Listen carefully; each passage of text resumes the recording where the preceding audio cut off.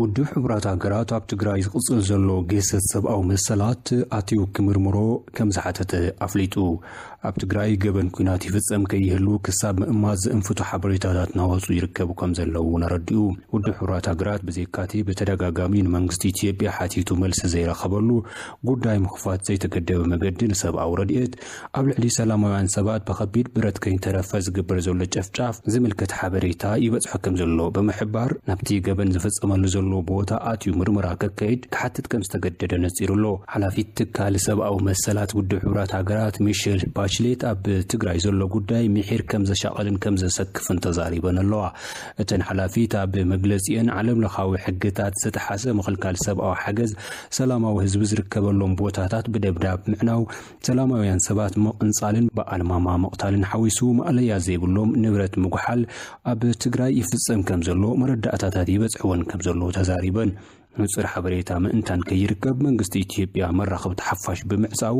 ኩነታት ሰብኣዊ ሓገዝ ከጽንዑ ናብ ትግራይ ዝኣተው ክልተ ልኡኻት ውድብ ሕብራት ሃገራት ልኡኽትኦም ብግቡእ ከይዓሙ ዕንቅፋት ከም ዝገጠሞምን ኣብርሄን ኣለዋ ወሃቢ ቃል ሓይሊ ዕዮ ህጹጽ ጉዳይ ኢትዮጵያ ሬድዋን ሑሴን መንግስቲ ኢትዮጵያ ምርመራ ጥሕሰት ሰብኣዊ መሰላት ንዘይሻራዊ ኣካል ክህብ ከም ዘይፈቅድን በቲ መንግስቲ ኢትዮጵያ ሓላፊ ዝሾመሉ ኮሚሽን ሰብኣዊ መሰላት ዝውሃብ ውሳነ ከም ዝቕጽልን ምግላጹ ይዝከር ወሃቢት ቃል ትካል ሰብኣዊ መሰላት ውድብ ሕብራት ሃገራት ሊዝ ትሮይሴል ትካልን ሰላማውያን ሰባት ግዳያት ናብ ዝኾኑሉ ክልል ትግራይ ኣትዩ ክምርምርን ምጽራይ ክገብርን ንመንግስቲ ኢትዮጵያ ከም ዝሓተታ ነጺረን ኣለዋ መንግስቲ ኢትዮጵያ ዛጊድ ከም ዘይፈቐደ ዘዘኻኸራተን ወሃቢት ቃል እቲ ሕቶ መልሲ ክሳብ ዝረኽባሉ ኣብ ኣዲስ ኣበባ ብዘለዉ ልኡኻት ትካል ሰብኣዊ መሰላት ውድብ ሕብራት ሃገራትን ካብ ትግራይ ሂወቶም ከድሕኑ ናብ ሱዳን ብዝኣተው ግዳያት ትህልቂትን ሓበሬታታት ይውህለል ከም ዘሎ ሓቢረን ኣብ ትግራይ ልፍንቲ መንግስቲ ፌደራል መንግስቲ ክልል ለመሓራን መንግስቲ ኤርትራን ምስ መንግስቲ ትግራይ የካይድዎ ብዘለው ውግእ ህፃናት ዓበይቲ መራሕቲ ሃይማኖት መናእሰይን ደቂ ኣንስትዮን ብእኩብን በባሓደን ይቕተሉ ከም ዘለው እዩ ካብ ትግራይ ዝወፁ ዘለው ሓበሬታታት ዘረድኡ ብዘይካቲ መቕተልቲን መጉዳእቲ ኣካልን ግፍዕን ንደቂ ኣንስትዮ ብሓይሊ ምድፋር ብዝገደደ መልክዑ ይቕጽል ከም ዘሎ ግዳያት እናተዛረቡ ይርከቡ ገለ ዝተቐትሉ ሰላማውያን ሰባት ድማ ኣስከሬኖም ከይተቐብረ ንመዓልታት ተደርብዩ ክቕኒ ዕጡቓት የገድዱ ከም ዘለውን ዝተቐትሉ ወተሃደራት ክቐብሩ ብሓይሊ ተገዲዶም ናብ ዝተፈላለዩ ከባብታት ትግራይ ዝኸዱ መናእሰይ እውን ነቶም ኣስከሬናት እቶም ወተሃደራት ምስ ቀበሩ ደድሕሪኦም ብጥይት ተቐቲሎም ከም ዝሞቱ እዩ ካብቲ ከባቢ ዝወፁ መረዳእታታት ዘረድኡ ኣብቲ ስድራ ቤታት በኣልማማ ብወተሃደራት ዝቕተልሉ ዘለው ኩናት ኣብ ትግራይ ሰብኣዊ ሓገዝ ብምኽልካሉን ኤሌክትሪክ ብምቁራፅን እቶም ብሂወት ዘለው እውን ኣብ ከቢድ ሓደጋ ወዲቖም ከም ዘለው እውን ግዳያት ይገልጹ ኣብ ትግራይ ዝነበራ ፋብሪካታትን ዩኒቨርሲታትን በቶም ወተሃደራት ኣብ ርእሲ ምዕናውን መኻይንን ካልኦት ናይ ውልቅን ናይ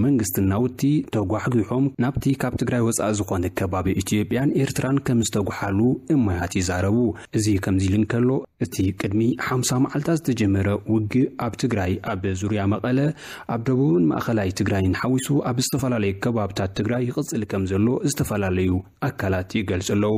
መንግስቲ ኢትዮጵያ ዋላ ሓደ ወተሃደር ኤርትራ ከም ዘይኣተወ ኩናት እውን ከም ዝተወደአ ሰብኣዊ ሓገዛት ብመንግስቲ ኢትዮጵያ ይቐርቡ ከም ዘለው ዝገልጽ እኳ እንተኾነ ኣብ ትግራይ ሕጂውን ኩናት ይቕጽል ከም ዘሎ ወተሃደራት ኢትዮጵያን ኤርትራን ኣብቲ ኩናት ምስ መንግስቲ ትግራይ ይዋግኡ ከም ዘለው ገለ ዕጡቓት ኣምሓራ ናብቲ ብሱዳን ተኸፊቱ ዘሎ ውግእ ከም ዝተመልሱ ኣብ ትግራይ ኣብ መቐለ ሓዊሱ ዝኾነ ዓይነት ብመንግስቲ ኢትዮጵያ ዝቐረበ ሰብኣዊ ሓገዝ ከም ዘየለ እዮም እማያት ይዛረቡ ኢትዮጵያ ምስ ሱዳን ኣብ ዘዳውዋ ቦታታት ዘለው ሓድሽቲ ተርእዮታት ብህጹጽ ጠጠው ክብሉ ሓቲታ ኢትዮጵያን ሱዳንን ኣብ ካርቱም ዝነበረን ኣብ ጉዳይ ደቡብ ዝምልከት ዝርብ ድሕሪ ምዝዛሙ ኢትዮጵያ ካብ መወዳእታ ወርሒ ጥቅምቲ ትሒዙ ዝተበገሰ ሓድሽ ተርእዮ ዝበለቶ ምንቅስቓስ ብህጹጽ ጠጠው ክብል ሓቲታላ እቲ ተርእዮ ንስምምዕ ክልቲአን ሃገራት ዝጥሕስ እዩ ዝበለት ኢትዮጵያ ኣብ ልዕሊ ሓረስቶትን ንብረቶምን ዕንወት ከም ዝወረደን ዜጋታት ካብ መረበቶም ከም ዝተመዛበሉን ንፈለማ እዋን ኣሚና ኣላ ቀድማ ሚኒስትር ኣብይ ኣሕመድ ኣባላት ካቢኔ ሱዳን ኣብ ጎኒ ሰራዊቶም ጠጠው ከም ዝበሉ ዝገለጽሉ ምውሓስ ሉዓላውነት ሱዳን ኣብ ላዕለዎት መራሕቲ ሱዳን ዘየለ ብታሕትዎት ሓለፍቲ ዝተበገሰ ጎንፂ ኢሎም ከነኣስዎ ከም ዝፈተኑ ይዝከር ወተሃደራት ሱዳን ነቲ ልዕሊ 250,000 ስኩዌር ኪሎሜትር ዝስፍሓቱ ልሙዕ መሬት ኣልፋሽጋ ካብ ልዕሊ 800 ዝግመቱ ሓረስቶት ኢትዮጵያ ክወስዱ ዝጀመርዎ ኩናት ኣብ መወሰኒ መተማ ከም ዝበጽሑ እዩ ዝግለጽ ዘሎ መንግስቲ ሱዳን ሰራዊቱ ብዕጡቓት ኢትዮጵያ ከም ተጠቕዑ ምስ ገለጸ ዝተወልዐ ኩናት ኢትዮጵያን ሱዳንን ብከቢድ ብረት ዝተሓገዘ ውግእ ንሰሙናት ድሕሪ መቕጻሉ ልኡኽ መንግስቲ ኢትዮጵያ ብሰሉስ ናብ ሱዳን ከይዱ እኳ እንተነበረ ዝተነጸረ ስምምዕ ከይተገልጸሉ ተዛዚሙሎ ሱዳን ብዕጡቓት ኢትዮጵያ ወተሃደራታ ምስ ተቐትሉ ግብፂ ኣብ ጎኒ ሱዳን ከም ዝኾነት ምፍላጣ ይዝከር ሱዳን ነቲ ልዕሊ 1600 ኪሎሜትር ዝንውሓቱ ምስ ኢትዮጵያ ትዳበወሉ ቦታ በቲ 1902 ዓመተ ምህረት ብዘበነ ሃፀይ ምኒልክ ዝተፈረመ ውዕሊ ክጸድቀላ እያ ትጠልብ ኢትዮጵያ ብወገና ሓረስቶታ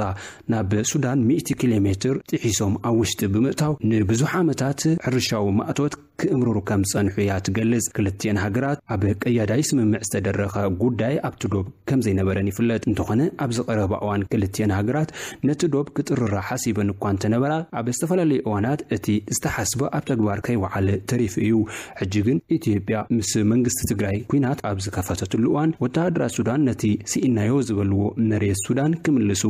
ኣብ ኩናት ይርከቡ እዚ ከምዚልን ከሎ ኣብ መተከል ዝነበረ ጎንፂ ንምህዳ ቀዳማይ ሚኒስትር አብይ አሕመድ ናብ ቤንሻንጉል ጉሙዝ አትዮም ምስ ሓለፍቲ መንግስትን ሽማግለታት ዓድን ከም ዝተዘራረቡ ተገሊጹሎ ኣብ ጽባሕ እቶም ቀዳማይ ሚኒስትር ዝርርብ ዝገበሩሉ ዕለት ግን ልዕሊ 100 ዜጋታት ኣብ ቤንሻንጉል ጉሙዝ ከም ዝተቀትሉ እማያት ካብቲ ከባቢ ይዛረቡሎ